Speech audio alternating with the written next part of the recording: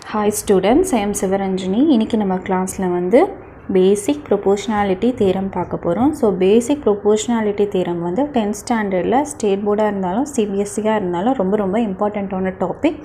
So இந்த வீடியோவை நீங்கள் ஃபுல்லாக பார்த்தீங்கன்னா basic proportionality theoremனா என்னன்னு உங்களுக்கு புரிஞ்சிடும். ஸோ ஃபர்ஸ்ட் வந்து இதோட இன்ட்ரடக்ஷனில் என்ன பார்க்க போகிறோன்னா இந்த தியரமை கண்டுபிடிச்சவர் யார்? தேல்ஸ். இவர் வந்து ஒரு Greek mathematician and as well as philosopher. இவர் வந்து மேக்ஸில் வந்து நிறைய கான்செப்ட்ஸை டிஸ்கவர் பண்ணியிருக்காரு.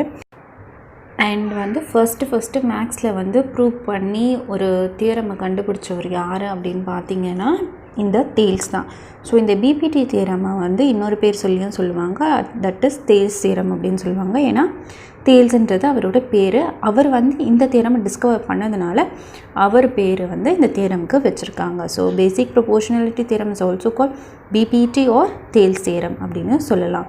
தேல்ஸ்ன்றவர் வந்து ஒரு க்ரீக் மேத்தமெட்டிஷியன். ஓகே, அவர் தான் என்ன பண்ணார், இந்த பிபிடி தியரமை நம்மளுக்கு கண்டுபிடிச்சார். ஓகே, ஸோ அதுக்கு பின்னாடி வந்து ஒரு சின்ன ஸ்டோரி இருக்குது. அவர் எப்படி வந்து இந்த தியரமை கண்டுபிடிச்சார் அப்படின்னு பார்த்தீங்கன்னா, ஒரு வாட்டி வந்து அவர் எகிப்துக்கு ட்ராவல் பண்ணியிருந்தார். ஸோ அப்போ ட்ராவல் பண்ணும்போது அவங்க வந்து பிரமிட்ஸ் இருக்கு இல்லையா, அது கன்ஸ்ட்ரக்ட் பண்ணிகிட்டு இருந்தாங்க. ஸோ அந்த பிரமிட்ஸோட ஹைட்டை வந்து அவங்க கால்குலேட் பண்ணி சொல்ல முடியுமா அப்படின்ட்டு இவர்கிட்ட என்ன பண்ணாங்க, ஒரு சேலஞ்ச் பண்ணாங்க.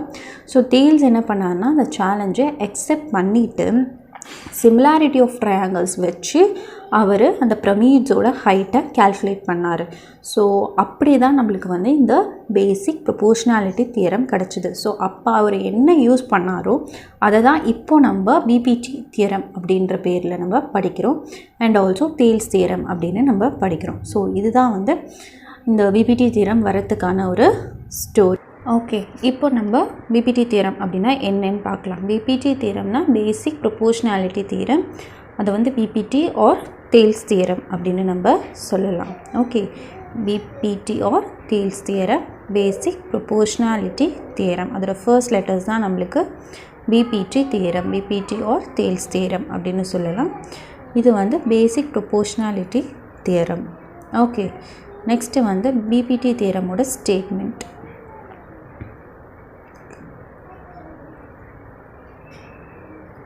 A straight line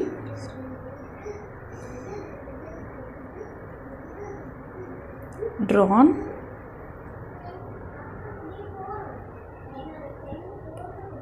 parallel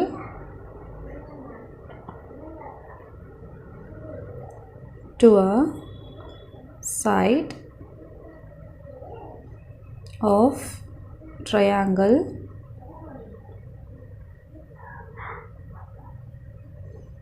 intersecting the other two sides.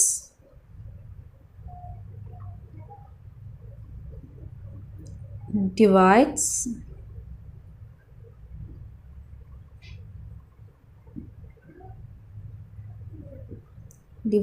the side in the same ratio.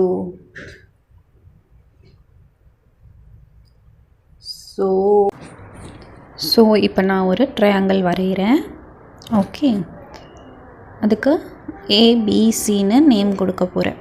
So straight line ran parallel to a side of a triangle intersecting the other two sides divides the sides in the same ratio. So இது நான் ஒரு triangle வரைஞ்சிட்டேன். அதுக்கு ABC அப்படின்னு name கொடுத்துட்டேன்.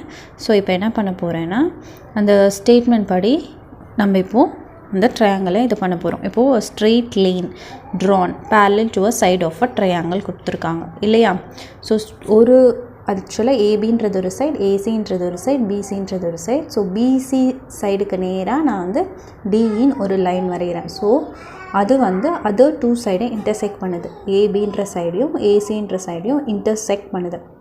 So அதுதான் இந்த statement. Okay, இந்த statement படி நான் உங்களுக்கு ட்ரையாங்கிள் வரைஞ்சி ஒரு சைடுக்கு பேரலாக ஒரு லைன் வரைஞ்சி அது அதர் டூ சைடை இன்டர்செக்ட் பண்ணுற மாதிரி நான் என்ன பண்ணியிருக்கேன், ஒரு லைன் வரைஞ்சிருக்கேன். ஸ்ட்ரெயிட் லைன், அதாவது அந்த straight line drawn parallel to parallelனா என்னது, பிசிக்கு நேராக டி வரைஞ்சிருக்கேன் இல்லையா.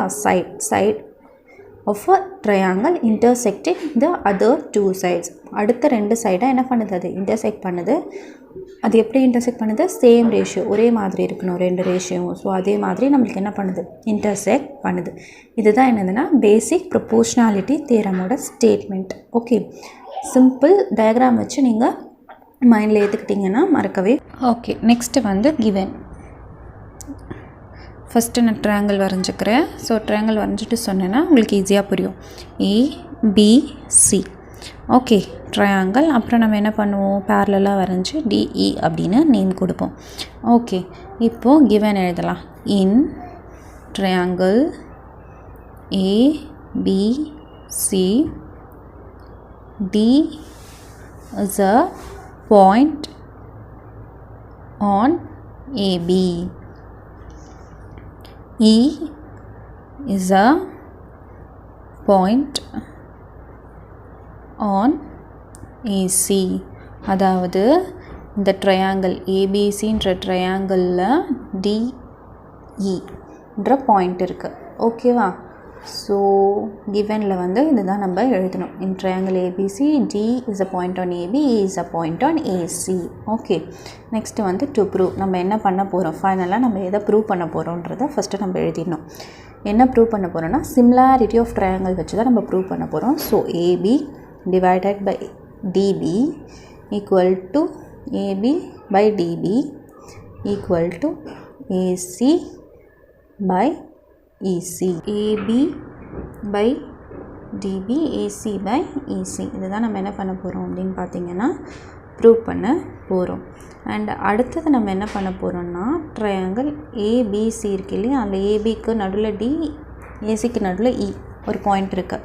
ஸோ அதை என்ன பண்ண போகிறோம் அப்படின்னு பார்த்தீங்கன்னா அடுத்தது, இப்போது நான் பிபிடி தீரம் படி ஒரு லைனை வந்து நானே வரைஞ்சிருக்கேன். ட்ரையாங்கிளில் நானே ஒரு லைனை கன்ஸ்ட்ரக்ட் பண்ணியிருக்கேன். ஸோ அதனால் அதை என்னென்னு எழுதணும் அப்படின்னா கன்ஸ்ட்ரக்ஷன் சொல்லி எழுதி DE is parallel to BC. Draw a line DE parallel to BC அப்படின்னு நான் என்ன பண்ணுறேன்னா எழுதுறேன். பிகாஸ் நான் தான் வந்து அந்த ஸ்டேட்மெண்ட் படி அந்த லைனை வரைஞ்சிருக்கேன். So DE parallel to BC. In triangle ABC D is a point on AB, E is a point on AC. ABக்கு நடுவில் D, ACக்கு நடுவில் E பாயிண்ட் இருக்குது. என்ன ப்ரூவ் பண்ண போகிறோன்னா AB by DB AC by EC. And நானே வந்து Dன்ற லைனை வரைஞ்சதுனால கன்ஸ்ட்ரக்ஷன் சொல்லி draw a line DE parallel to BC அப்படின்னு எழுதுகிறேன். இதுதான் என்னதுன்னா பிபிடி தியரமோட given prove construction. Okay, next வந்து பிபிடி தியரமில் வந்து இதை வந்து எப்படி ப்ரூவ் பண்ணுறது அப்படின்றதுக்கு வந்து நம்ம ஒரு டேப்லர் காலம் மாதிரி பார்க்கலாம். So statement, diagram, reason. Okay, first ஸ்டெப்பாக போகலாம். ஓகேவா? ஃபர்ஸ்ட் எப்படி போகலாம், ஸ்டெப்பாக போகலாம். ஸோ நான் டயக்ராம் வச்சு உங்களுக்கு சொல்லிக் கொடுக்கலான்னு இருக்கேன். ஸோ அதனால தான் நான் டயக்ராம்னு ஒரு காலம் போட்டிருக்கேன். ஸோ ஃபர்ஸ்ட்டு டயக்ராம் வரைஞ்சிக்கிறேன். Okay, ABCDE same diagram. நம்ம ஃபர்ஸ்ட் என்ன போட்டோமோ அதே தான் எல்லாத்துக்குமே வரும். ஸோ இங்கே பார்த்தீங்கன்னா பிசிக்கு வந்து DE லைன் பேரலாக இருக்குது. ஸோ பியும் டியும் ஆங்கிள் ஈக்குவலாக தான் இருக்கும். ஸோ லைன்ஸ் பேரலாக இருந்தால் கரஸ்பாண்டிங் ஆங்கிள்ஸ் ஆர் ஈக்குவல், அது நம்மளுக்கு தெரியும் இல்லையா. ஸோ எந்த லைன் பேரலாக இருக்கோ அந்த ஆங்கிள் எப்படி இருக்கும், ஈக்குவலாக இருக்கும். So angle ABC angle equal to angle ADE. Okay, ADE. So B angle D angle equal. So அது ஆங்கிள் 1 அப்படின்னு நான் எடுத்துக்கிறேன். Okay, ABC equal to ADE. Okay, so B angle D angle equal because D is parallel to BC. Reason வந்து corresponding angles are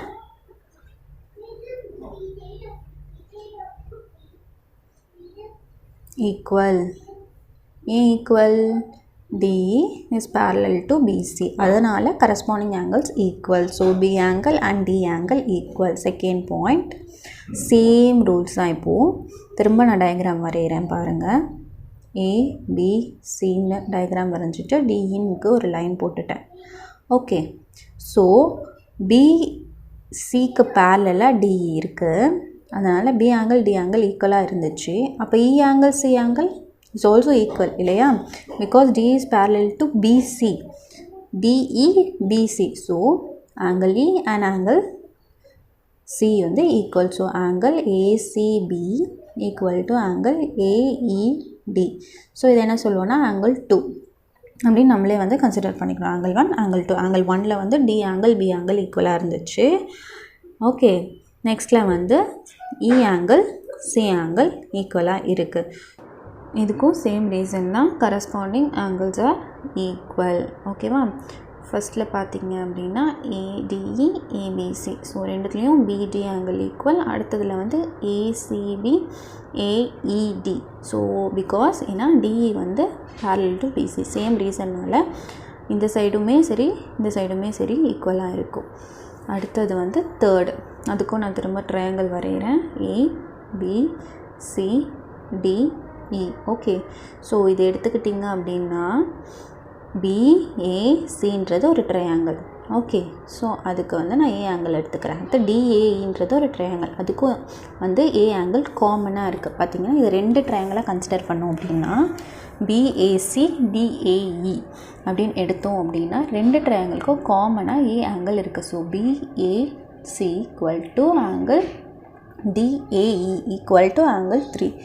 ஆங்கிள்னு வரும்போது எப்போவுமே சென்டராக வரணும், அதனால தான் A வந்து சென்டராக போட்டிருக்கோம். ஓகேவா, so BAC is equal to DAE common angle. Okay, so இதுக்கு என்ன ரீசன் அப்படின்னு பார்த்தீங்கன்னா both triangle have common angle. Okay, that is angle A. ஓகேவா, இது வந்து 3 ரீசன்ஸ் நம்ம சொல்லியாச்சு. First angle, second angle, third angle, மூணுத்துலேயுமே ஆங்கிள் வந்து ஈக்குவலாகவே இருக்குது. பார்த்தீங்கன்னா உங்களுக்கு தெரியும். ஸோ இதுபடி நம்ம பார்த்தோம் அப்படின்னா triangle ABC similar to triangle ADE. Okay, இது வந்து சிமிலராக இருக்குது. Triangle ABC similar to triangle ADE. எப்படி சிமிலராக இருக்குது? ஆங்கிள் ஃபஸ்ட்லேயும் ஆங்கிள் ஈக்குவலாக இருக்குது, செகண்ட்லேயும் ஆங்கிள் ஈக்குவலாக இருக்குது, தேர்ட்லேயும் ஆங்கிள் ஈக்குவலாக இருக்குது. So angle similarity. So angle similarity படி ஸோ இந்த ரெண்டு ட்ரையாங்கிளும் சிமிலராக இருக்குது அப்படின்றத இப்போ நம்ம ப்ரூவ் பண்ணியிருக்கோம். நெக்ஸ்ட்டு வந்து triangle ABC similar to triangle ADE அப்படின்னு நம்ம கண்டுபிடிச்சிருக்கோம். ஆங்கிள் சிமிலாரிட்டி படி. இப்போது நான் ட்ரையாங்கிள் வரைஞ்சிக்கிறேன். ABC and D is parallel to BC. Okay, so ABCன்ற ட்ரையாங்கிள் வந்து ADEன்ற ட்ரையாங்கிளுக்கு சிமிலராக இருக்குது.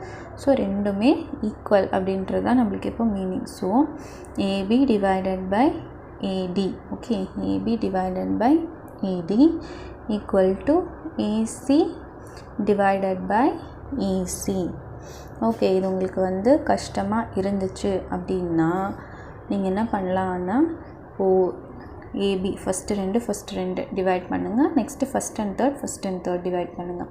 ஈஸியாக உங்களுக்கு இந்த ஈக்குவேஷன் கிடச்சிரும். AB by AD AC by AE. Okay, so இப்போ இதை வச்சு தான் நம்ம என்ன பண்ண போகிறோம், சம் போட போகிறோம். ஸோ அப்படி உங்களுக்கு இன்னும் ஈஸியாக வேணும்னா நான் ரெண்டு ட்ரையாங்கிளாக ஸ்ப்ளிட் பண்ணிக்கிறேன் பாருங்கள். ABCன்றது ஒரு ட்ரையாங்கிள், ஓகே, ADன்றது ஒரு triangle. So AB side AD side ஈக்குவலாக தான் இருக்குது, AC AE ஈக்குவலாக தான் இருக்குது. ஸோ அந்த மாதிரி தான் நான் இப்போது எழுதியிருக்கேன் இங்கே. So AB by AD equal to AC by EC. Okay, next என்ன பண்ணணும்னா AB எடுத்துக்கிட்டோம் அப்படின்னா AD ப்ளஸ் DB. ஓகே, ABயை நான் ஸ்ப்ளிட் பண்ணேன் அப்படின்னா AD ப்ளஸ் DB அப்படின்னு பிரிச்சுக்கலாம். ஸ்ப்ளிட் பண்ணிக்கிறேன். நெக்ஸ்ட்டு வந்து AC எடுத்துக்கிட்டேன் அப்படின்னா AE plus EC.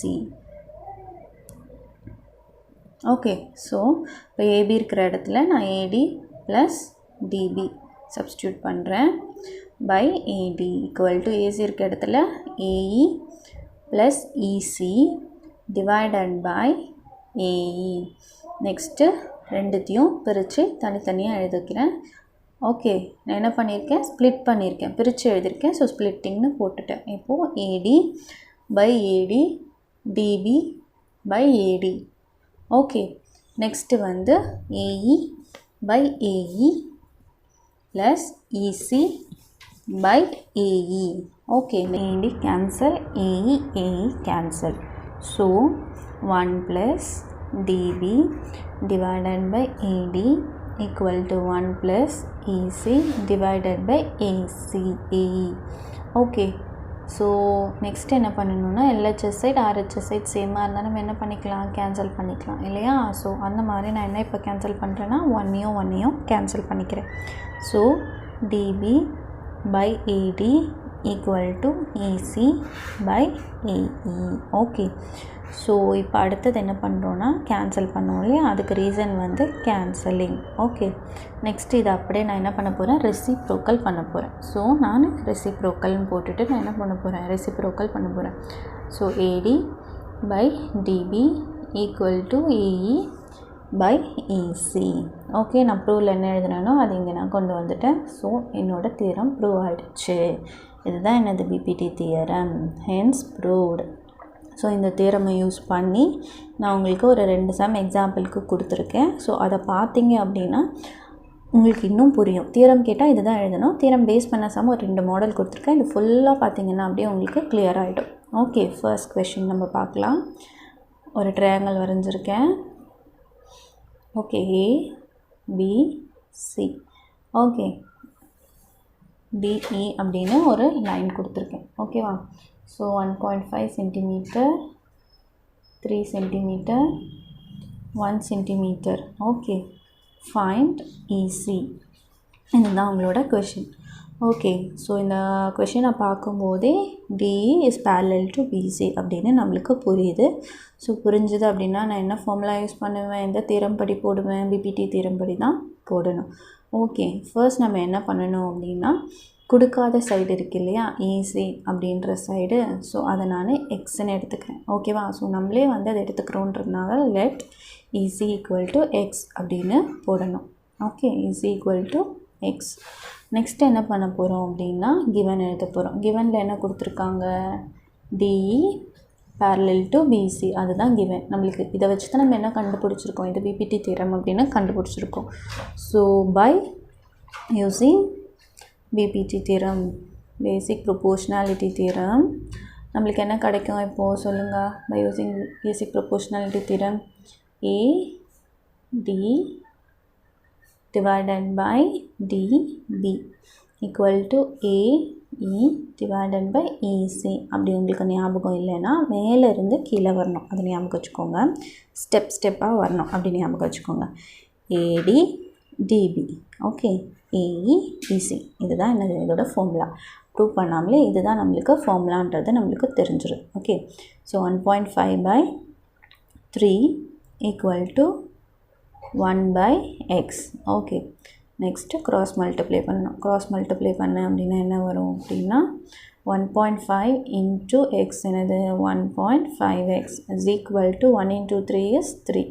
So x is equal to 3 by 1.5. So பாயிண்டில் உங்களுக்கு கேன்சல் பண்ண தெரியலன்னா நம்ம இப்போ ஒரு பாயிண்ட் இருந்தால் 10ஆல் மல்டிப்ளை பண்ணுவோம், டெசிமலை மாற்றுவோம் இல்லையா, சின்ன வயசில் படிச்சிருப்பீங்க அந்த மாதிரி. ஸோ 10 by 10 போட்டிங்கன்னா 30 by 15 அப்படின்னு வரும். ஸோ கேன்சல் பண்ணுவோம் அப்படின்னா 1 times 2 times. So x is equal to 2. எக்ஸோட வேல்யூ வந்து 2.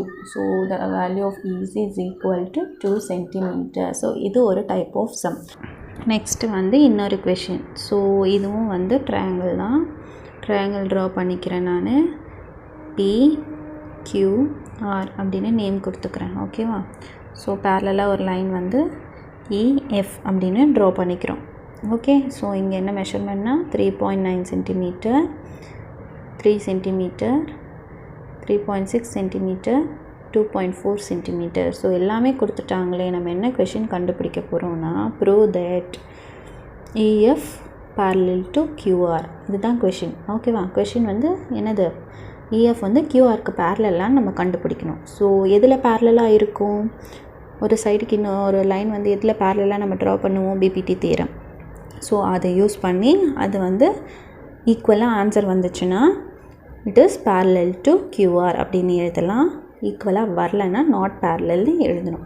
ஓகே, ஸோ எப்படி எழுதுவோம்னா மேலேருந்து கீழே ஸ்டெப்பாக வரும். PE by EQ.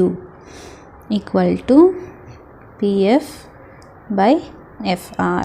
Okay, so BPT theorem படி எழுதியாச்சு. இப்போ மெஷர்மெண்ட் போடலாம். 3.9 divided by 3 equal to 3.6 divided by 2.4. Okay, so பாயிண்டில் இருக்கிறது கேல்குலேட் பண்ண தெரியலன்னா 10 மல்டிப்ளை பண்ணியும் பண்ணலாம். ஆனால் நான் ஸ்ட்ரெயிட்டாகவே கேன்சல் பண்ண போகிறேன். ஸோ ஸ்ட்ரெயிட்டாக கேன்சல் பண்ணோம் அப்படின்னா என்ன வரும் அப்படின்னு பார்த்தீங்கன்னா, ஸ்ட்ரெயிட்டாக கேன்சல் பண்ணோம் அப்படின்னா 1.3 is equal to 1.5 வருது. ஸோ ரெண்டுமே ஈக்குவலாக இல்லை. So 1.3 not equal to 1.5. அப்போ என்ன எழுதணும் நம்ம? PE divided by EQ not equal to PF divided by FR. So இது ஈக்குவலாக இல்லைன்னா என்ன மீனிங் நம்மளுக்கு? EF வந்து QRக்கு பேரலாக இல்லை அப்படின்றது தான் meaning. So EF is not parallel to QR. Okay, இதுதான் நம்ம இன்னொரு டைப் ஆஃப் சம். ஓகேவா? ஸோ ஒன்று மெஷர்மெண்ட் கொடுத்து மிஸ்ஸிங் மெஷர்மெண்ட்டை கண்டுபிடிக்க சொல்லுவாங்க. அப்படி இல்லைன்னா இந்த மாதிரி எல்லா சைடும் கொடுத்துட்டு பேரலாக இருக்கா இல்லையான்றதை ப்ரூவ் பண்ண சொல்லுவாங்க. ஸோ இது வந்து 2 type of sum. So maximum இந்த தியரம் இந்த டைப் ஆஃப் சம் பார்த்து கிளியர் பண்ணிக்கிட்டீங்க அப்படின்னா உங்களுக்கு வந்து இந்த பிபிடி தியரமில் எந்த சம் கேட்டாலுமே உங்களுக்கு போடலாம். ஸோ 10th ஸ்டாண்டர்டில் ரொம்ப ரொம்ப இம்பார்ட்டண்ட்டான ஒரு தியரம்னா பிபிடி தியரம் தான். ஸோ அது வந்து ஸ்டேட் போர்ட் சிலபஸ்லேயும் இருக்குது, சிபிஎஸ்சி சிலபஸ்லேயும் இருக்குது. எல்லாருமே என்ன பண்ணுங்கள், இது ஃபுல்லாக பார்த்து உங்களுக்கு இந்த கான்செப்டை புரிஞ்சுக்கிட்டிங்கன்னா ஈஸியாக போடலாம். இது மட்டும் இல்லை, நான் உங்களுக்கு பித்தாகரஸ் தியரம் நிறைய மேக்ஸ் ட்ரிக்ஸ் எல்லாம் போட்டிருக்கேன். ஸோ என் சேனலை சப்ஸ்கிரைப் பண்ணலைன்னா சப்ஸ்கிரைப் பண்ணி பாருங்கள். நிறைய வீடியோஸ் இருக்கும் உங்களுக்கு. அது மட்டும் இல்லாமல் உங்களுக்கு 10th ஸ்டாண்டர்டில் இம்பார்ட்டண்ட்டாக எனக்கு ஒரு டாபிக் வேணும், சில இது புரியல அப்படின்னா நீங்கள் என்ன பண்ணலாம், கமெண்ட் செக்ஷனில் கேளுங்க, நான் உங்களுக்கு போஸ்ட் பண்ணுறேன் வீடியோஸ். Okay, thank you students.